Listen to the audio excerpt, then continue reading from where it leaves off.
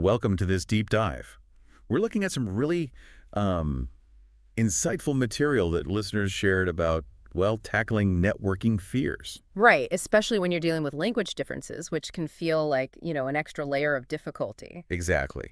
So our goal today is to really dig into this material. Yeah, pull out the practical strategies, the stuff you can actually use to network more confidently, even with those language concerns. We'll be touching on things like mindset shifts, hmm communication techniques, that kind of thing. All aimed at making those interactions feel less daunting and more, well, human.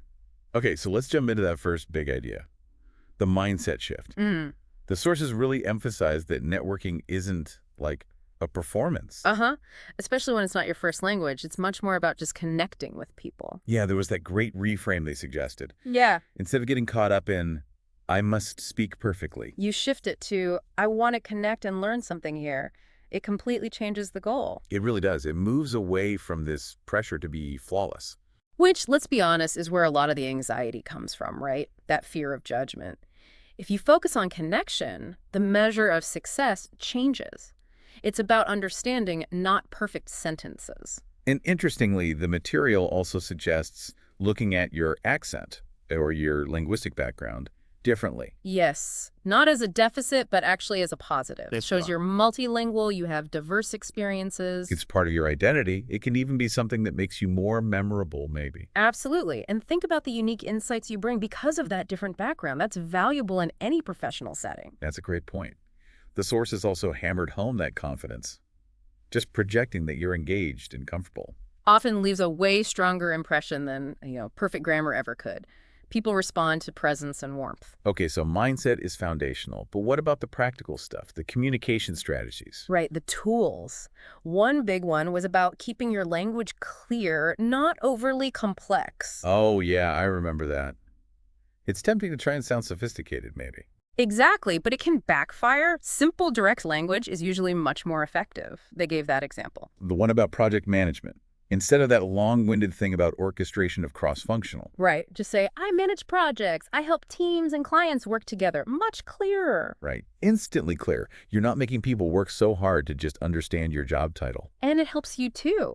Less mental energy spent searching for fancy words means more focus on the actual conversation. That makes sense. And this connects to the advice about speaking a bit more slowly, too, and using pauses. Mm-hmm.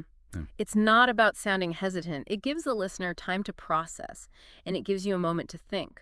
It boosts clarity. They had that exercise. My name is Julia. Pause. I work in digital marketing. It seems basic. But those little beats, those pauses, make a real difference in comprehension. Right. And they project a certain calmness, I think. Yeah, definitely. Okay, so clarity, pacing, what else?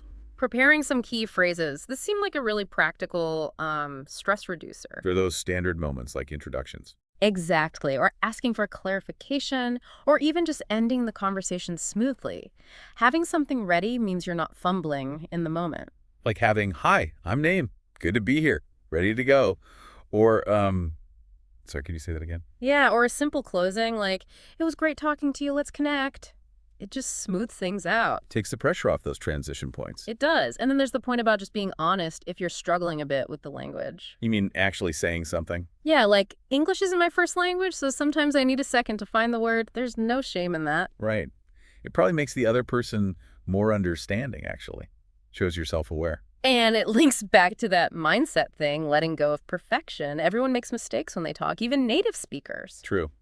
I stumble over my words all the time. So the advice was just to, calmly correct yourself if you notice. Like, oh, sorry, I meant project manager, not product manager. Keep it low key. It normalizes it, doesn't it? Treats it as just a normal part of communicating. Exactly. Now, beyond just how you speak, the sources talked a lot about engagement, particularly active listening. So really focusing on the other person, not just planning what you're going to say next. Precisely.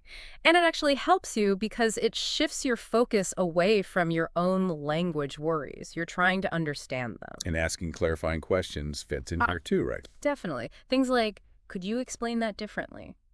Or just, sorry, could you repeat that? It shows you're engaged. You want to understand. Which builds connection.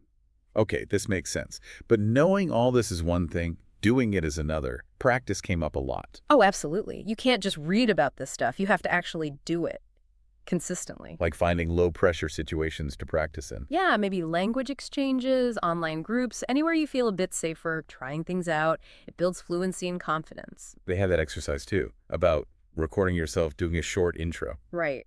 It sounds maybe a bit awkward, but hearing yourself back gives you objective feedback. You can spot things you want to adjust. See where you might speed up too much, or where a pause would help. Exactly. And it's not just the words. The nonverbal stuff is huge, too. Smiling, eye contact. Nodding to show you're listening.